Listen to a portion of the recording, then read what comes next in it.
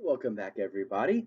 We are into chapter two now. As you guys saw when I did the introduction and chapter one, the idea is to do a brief overview, right? You're going to read the chapters, you've got the outlines. This idea for me is more just to kind of reiterate some things that I found important. If I can add a little bit of real world to hopefully bring it to life a little bit. As always, like we said before, please feel free to give me feedback if I'm talking way too much on these, or if you feel that there is more in depth we can go. Again, just let me know. These are to be for your benefit, and if there's something that needs to be tweaked, I want to hear about it. Okay. So as we get into chapter two, we're talking about developing your marketing plan. Now, for some of you, this will be something you may do right away. Um, it just kind of depends upon the position you go into when you go into a hotel and what kind of hotel you go into.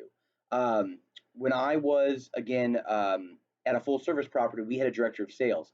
This was not my responsibility. That was the director of sales responsibility. Now, as I became a regional myself, I sat down with directors of sales and helped put this together. So it will kind of depend upon where you come in. Um, if again you go on the sales side, so again, it's something you should know because you're going to be the one who either creates it or brings it to life.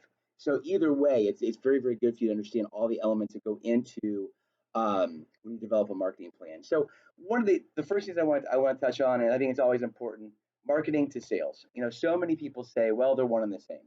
And as somebody who has a marketing degree and has been in sales now for the better part of 26 years, um, that is not the case. There is a vast difference between the two. They are intertwined, make no mistake about it, but there is a difference. Your marketing, I always say, is more of your planning stages, right? Comes down to where do you want to be? How do you want to be? You're analyzing, you're planning, it's looking at trends, it's setting up the plan to be enacted, right? And that's where the sales team comes in. What they do basically is your field work, right? Your desk work.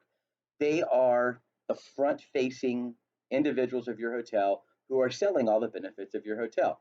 That interaction is more short term, right? I work with the client until we sign the contract or we walk away, decide that it's not a good business for either one of us. We fulfill the contract and boom, I go on to find the next person. So there's a finite amount of time, at least for that one interaction that you'll spend with each other. Now, in a good sales world, good marketing world, the idea is you want to continue those relationships on down the line. We'll talk a little bit about that as well. So there is a difference. Like I said, you have kind of like called the planning side. That's more the marketing side, and then the sales side is more of the actual action side, right? You're actually the talking with the client, the bantering back and forth, trying to figure out, again, where is that good fit so that both parties walk away in a win-win situation. You'll hear me say that a lot. Um, for me, when it comes to the sales side, if it's not a win-win situation, if my client doesn't feel like they're coming out okay in all of this, and I don't feel like I'm coming out okay, if that happens, we both feel like, okay, what I asked for, it was fair, I got it. You're getting what you asked for, it's fair. Neither one of us took advantage of the other. Perfect scenario. If for some reason that the client thinks that I gouged them, I didn't give them the best deal, I'm leaving something out, or in my world, if I felt like I should have gotten a higher rate, but for some odd reason I'm way down here, we shouldn't do the deal. It should be a win-win. That's what we're looking for. So that's the sales and marketing sides of things. Now, you'll see in the book they talk about the 4 P's of the marketing mix, right? Product, place, promotion, price.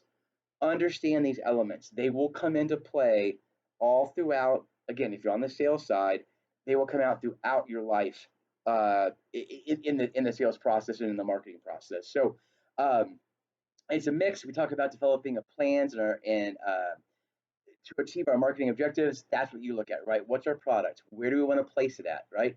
What part of the industry are we playing in? Is our hotel somebody who plays on the convention side? And so we're talking with Visit Indy about these big citywides that come in.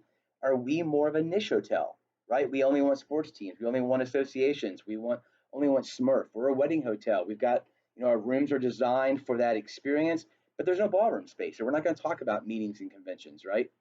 How do we promote ourselves, right? What's the one thing that attracts us? The Crown Plaza, when I was there, we were built inside of a train shed in a Union Station. We played up that history all the time. And so that was kind of our hook to say, hey, this is why we're unique. This is why we're not like every other hotel you're going to stay at. So that was kind of our what we kind of hung our hat on, if you will, right? And then lastly, price, and that's always going to come to play. And a lot of times we try to push that aside first to make sure we talk about everything else, and then we'll bring price back.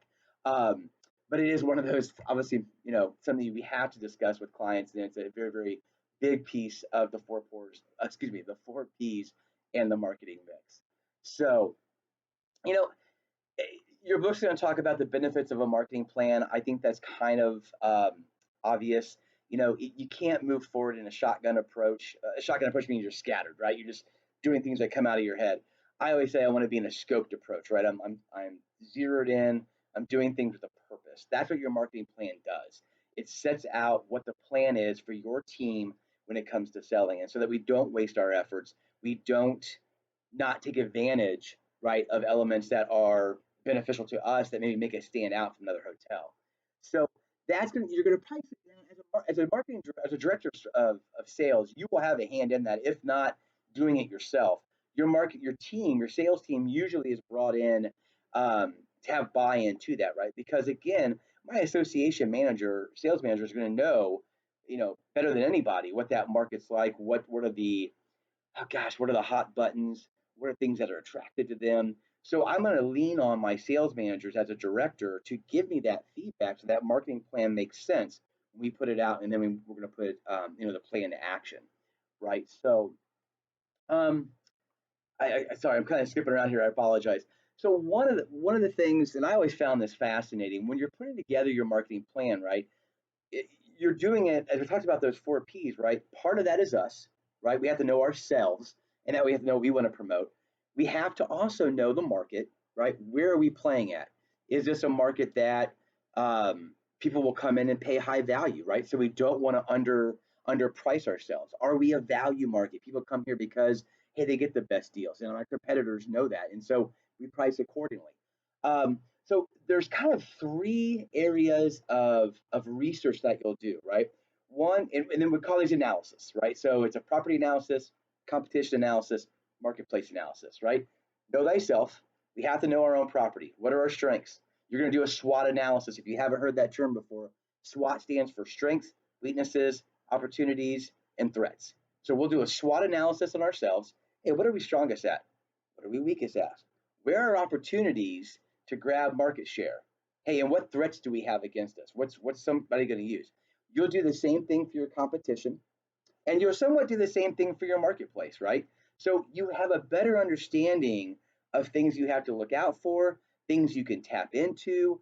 Um, Again, especially when you're doing your competition SWOT analysis, what are the strengths of that hotel? Where are they better than we are? And what's our answer going to be when a client comes to us and says, "Well, hey, they do this." Okay, you've got to be ready and prepared to answer that question, right? At the same time, if I'm going head to head with the Omni Hotel, the Omni's a great property. I might say, I've got 35,000 more square feet of meeting space than they do. So I can handle your entire meeting. You don't have to take it anywhere else. I might say, I have this unique element of being historic. I might say, I'm connected to the convention center. These are all strengths that I know play against the Omni, right? So now, the Omni, they may come back and say, well, you know what? They don't have a coffee shop inside that hotel. We have a Starbucks. I have to be able to answer that question, right? That would be considered a weakness for me and a strength for the Omni. How do I address it? Okay. So those are all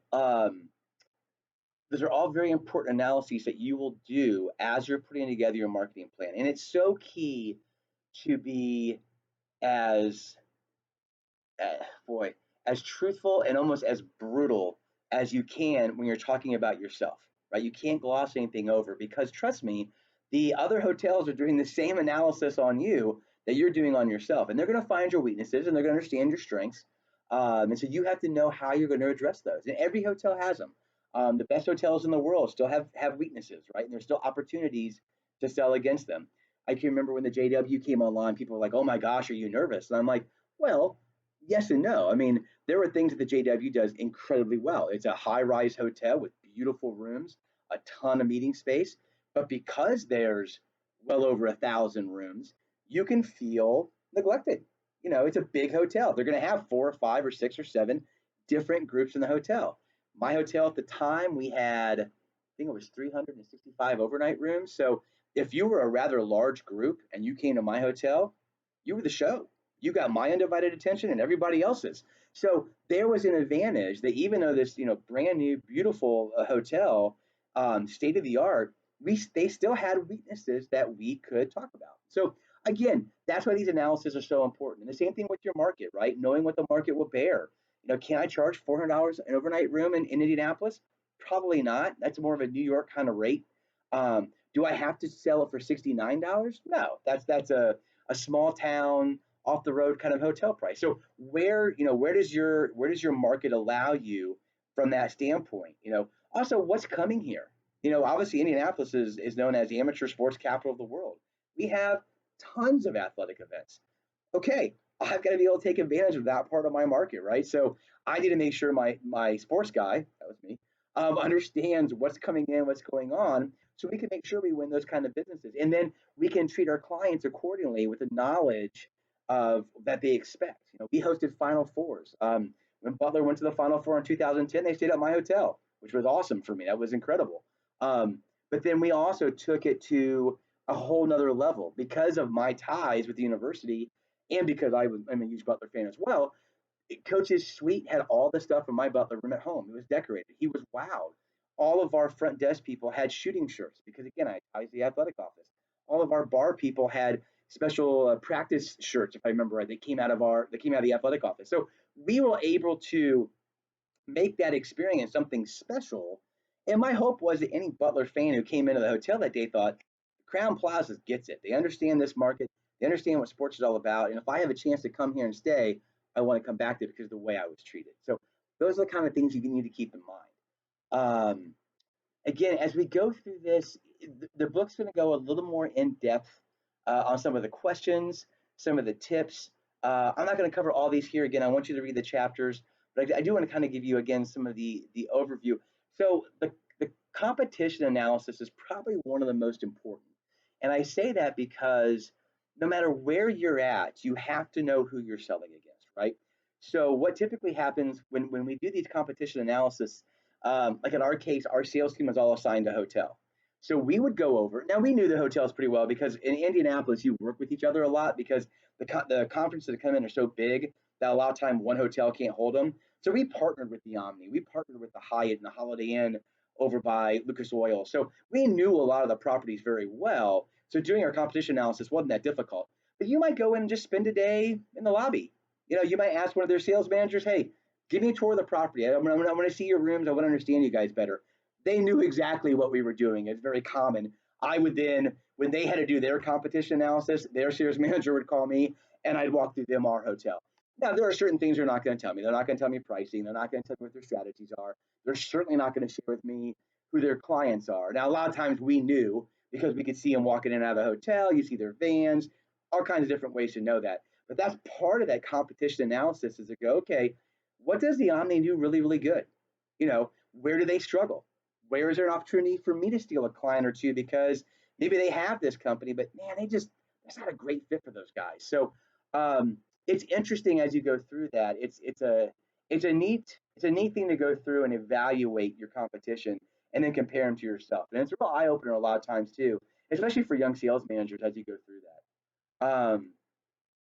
So those are really the three main areas that you're going to do the analysis on. And then after that, you're going to put together an action plan with objectives. And those are all going to be based on, again, where are the opportunities in the market? Where can we say steal, earn, however you want to word it, but where are we going to grab business that we don't currently have? And hey, how do we protect the business that we do have, right? We're looking at our own weaknesses. Where do we have to get stronger? And sometimes it's the brick and mortar type things. Sometimes it could be, hey, is our customer service up to par? This hotel down the street just got a 5-star rating and their customer service is off the charts. How are we going to address it? How's our front desk? How's our sales team? Do we come across the right way? Are we professional? Are we looking out for the client's best interest when we put together packages?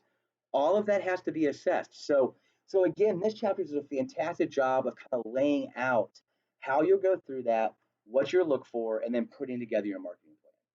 So that's chapter 2. And if you guys will give me just a second, I'm going to get a drink of water. I talk a lot.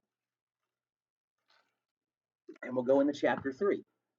So in chapter 3, now we're looking at kind of the organization of a commission sales team. And I kind of wish, as I look at this, I almost wish they do it the flip flop. I think it's better to understand who your sales team, what, how you set up a sales team before you set up your strategies. But anyway, they do this a little bit reversed. So things to understand. Um, so from a sales structure, right? You've got, and we kind of talked about it. So your sales team is going to be broken down a lot of times. Large properties are going to break it down by market segment, right? So corporate and athletics, associations, weddings, SMERF, so social, military, education, religious, fraternal. Now, your market may grab a lot of military. Maybe you're near a base. You're in Norfolk, Virginia, and you're right next to where the Seventh Fleet docks, and you've got an Air Force base nearby. That military segment may be its own. Instead of being part of the SMERF, and it's got there's 4 or 5. That particular area says nope. It's too important. We're making it number one, and it's its own thing. And we have one sales manager that only works on military. Perfect. It really just depends on the market that you guys are in. So that's a larger property, right? Now, when you go down to a limited size property, you typically have a sales manager, right? And that's usually a director of sales. So think of Homewood Suites, think of Spring Hill Suites, Home to Place. All of those properties typically run more on, at least their administrative offices are thinner, right? So you'll have a GM who also could work sales. You'll probably have someone who oversees your housekeeping team, and then you'll have a director of sales.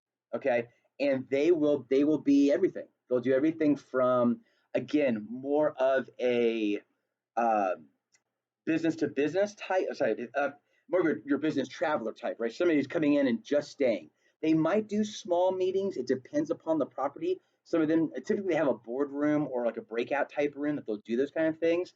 But they're on the limited service side, your groups are a little bit more, they're going to be rooms only in most cases. A lot of times they could fall in that Smurf market, right? Because a lot of times your bigger business groups are going to want the meeting space attached. So if you don't have it, you may not be a good fit. Now they could be meeting, say someone like Elanco is coming in, they're going to meet on the Elanco campus. So that's fine. Then they can keep everybody at a limited service property because they don't need meeting space. So it just depends. But those are going to be your breakdowns when it comes to kind of how the sales side works. Okay, so now on the service side, very similar, right? You have a director of sales. You more than likely or not could have a director of services, right? And that person will have a team under them that's going to break down where they may have, and again, using the Crown as an example, we have what's called Crown meeting directors, and we had 4. And so, again, they were not specific to a market. They could handle anything. Now, there were some times where it makes sense that maybe they had a background that, again, they're better off in the sports market. So, my sports teams, those go to Julie, and all my corporate stuff goes to Todd. So it just depends. But more often than not, you'll have 2 to 4 um, service managers, and they're unreal. They are the most unbelievable people in the world, and I love them to death. And any of you that want to get into that, detail oriented, long hours, customer service, being able to foresee problems. They would come in and say, okay, the client, we promised the client this. Now you have to deliver that. And at the same time, you have to look out for them to make sure they don't step in any pitfalls that they don't know about. That was always the interesting thing with our service teams is that they could say, okay, I know you want this setup, but in this room, it's not going to work because of this, this, and this. Or I know typically you don't, get an AV system because the lecturer is loud enough, but in our room, the ceilings are 30 feet tall, and so it's not going to sound as well without having that sound system. So they will service everything from the time I sign the document to the time they walk out the door. They're the point person. I hang around. I make sure they know I'm there. I make sure I say hi. Make sure that they know that they're appreciated. And that last day, I'm probably walking back to them and saying, "Okay, you guys going to do this again? And can we talk about next year?" It's a very interesting dynamic. Then you also a lot of times will have a banquet service manager who only services banquets. So like in our case, we had two. We had a director of um, oh gosh, what was her title? Director of I guess food and beverage, and she did only non-roomed events. Again, at the Crown, we had 55,000 square feet of space, the second largest hotel to the JW, and so we had a lot of banquets and meeting onlys and trade shows and things that even didn't need overnight rooms. So she might handle all of that. Then we actually had a wedding director who handled everything on the wedding side. So I know there's a lot of you who, when I they take this class, that want to get in that area, got to be very, very patient, very thick-skinned, and really like working with that event. Has so much emotion tied to it, as you would expect, right? It's someone's wedding day. It's a different dynamic than working with a meeting. And Megan Kissel, who was our wedding director, was one of the absolute best in the business. She's now a regional director of sales for General Hotel Corporations. Unbelievable, and she did that for I think 14 years. So again, those are your dynamics on the service side, and it is truly different. I mean, I will work very, very hard on the sales side. I get everything down. I get all the contract laid out. I make sure I understand what my team is capable of. I do not want to promise something I cannot deliver on. Once it's done, we handed it off, and very rarely was I called back in. It was now their show. I might come in to clarify something if there was a discrepancy, but they're servicing the client from the time I hand that contract. So it could be 4 months of planning to the day they're here to the day they leave, and then a guy come in and try to get try to resell it again. So it's a fascinating world, and the teamwork that you have to have. The good hotels are very, very impressive when it comes to that. So that's a breakdown when you come to kind of what that looks like. And the book may go in a little bit deeper. I think they do. They actually go into more of, okay, who are your revenue managers? That's someone who's going to obviously make sure money's come in and go out, what the billing is. You're going to have a front desk supervisor so you can oversee your front desk. Bigger hotels may have a marketing staff where they're actually, buying advertisements, sponsorship deals. It depends upon the size of the hotel, to be honest. Um, I talked about how I was a regional director of sales. So most hotels are going to have a management company. So in the General Hotel Corporation's world, our entire sales and service team did. Now, this is going to be weird. General Hotels owned the Crown Plaza and they managed it. Now, some hotels they just managed. So the 11 I had as a regional director of sales, I don't think we owned any of them. We just managed those properties. So my sales managers, any service managers, the GM, and anybody who oversaw the front desk housekeeping, they were actually General Hotel employees. So we staffed those hotels, we trained them, we knew what the parameters were for whatever brand they were under. That was the other thing. We had multiple brands. So I had Holiday Inn Expresses, I had Spring Hill Suites, I had Homewoods. And so each one, obviously, under a different flag, has different things that they do and the way they do them. So you have to understand all that. So that your regional office is kind of a step up. And that can be one of two ways. You could also have a national office. So regionally, typically, it could be one of two. It could be your management group like we had, but you also, if the brand's big enough, they may have a regional rep who's going to come in and talk about specifically what what the Marriott brand does, what the Hyatt brand does, and so they're giving a different look from that standpoint. Where I come in and it might be more of a general sales, not so much a brand specific sales. So you'll have both of those involved as well. Um, your independent hotels won't have that; they're typically on their own. I did not work with any independent hotels in my time. I've seen a few. That's a heavy lift because the other benefit that we had was being under the Crown umbrella.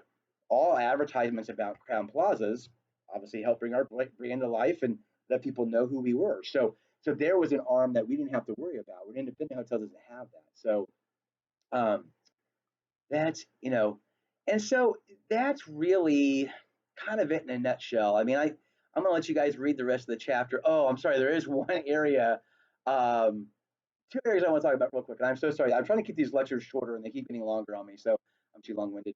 Um, Number one, we talked about relationships just a minute ago. So vitally important. Okay, I mean, whether it's on the sales side or the service side, that element, we talked about having a win-win mindset, right? The idea that I'm not trying to get over on my client, I'm trying to bring a solution to them. When people talk about sales, a lot of times I will ask them, what's the first thing that comes to your mind when you think of a sales manager? And usually they say a used car salesman. Breaks my soul, kills my heart. I hate that. I'm a relationship builder. That's what sales is. I am building relationships with somebody who has a problem. I have a solution, and I want to see if it fits. That's what the sales element's all about. On the service side, same kind of thing. We have a problem, we provided a solution, now they're going to bring that solution to life. But that relationship that you have with that client is essential because those relationships will carry on when the next meeting comes and the next meeting comes, or that individual talks to another company. So I can't begin to stress enough how important that is. Listening, being able to have empathy, be empathetic to a client, being foresightful for them. You're going to come across planners who have never done it before. And there were many times that I was as much an educator as I was a sales manager because they didn't understand what they were getting into. They didn't understand attrition in a contract, cancellation clauses. They didn't know that, with AV, yes, you need a sound system, but you also need a mixing board and you've got to have an IT guy there to run it. There are additional costs. You have to know that's coming. So those are very, very important elements. The other thing this chapter talks about, and I always kind of say it's kind of like the history part of the chapter. It talks a little bit about some of the old school ways, um, from a standpoint of how everything is booked from a technology standpoint. Now they do a little bit better now, where they begin to talk more about your Delphi systems, in that. So just understand that there's some of this. They'll talk about paper forms and tickler files. Keep that in mind that you can do all of that electronically now. So if they say anything about a paper binder, that doesn't exist anymore. Everything is done online. Everything is done in some form of a CRM system. So, um, but it is good to understand kind of where those beginnings came from, and those CR systems is basically, an advanced version of what they used on paper years ago. So that's your first two chapters. Like I said, just want to give you guys quick overviews. Quick, I'm sorry this took almost 28 minutes. I will try to get them down into the 15, 18-minute mark, and be a little more succinct. But a lot of times I just want to bring some of this to life to you guys so that, again, if you have questions, take it out of the theory and put it into the real world. So great. Good luck with chapters 2 and 3, and I will see you guys in the next lecture. Take care.